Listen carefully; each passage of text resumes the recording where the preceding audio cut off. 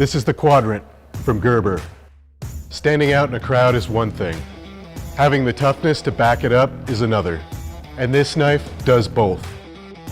A finger flip makes it easy to open, and a frame lock delivers peace of mind when the straight edge sheep's foot blade is in use.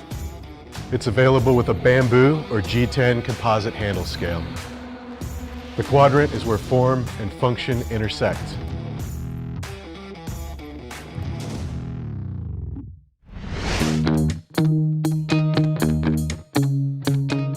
I'm Joe Caswell, and I designed the Provoke for CRKT. The Provoke was designed for emergency service personnel from the beginning. I noticed that they were carrying karambits of various types, and I asked them what they liked about the karambits, and more importantly, what they didn't like about the karambits that they were deploying in duty. The primary problems included the issue of deployment, especially with the blade closed, how to deploy from a retention position, and also questions about safety. The blade is designed to be deployed from a clenched fist. Your fingers are never exposed to the rotational path of a blade. It comes equipped with a glass breaker and a sheath that is suitable for attachment to molly or belt for emergency situations.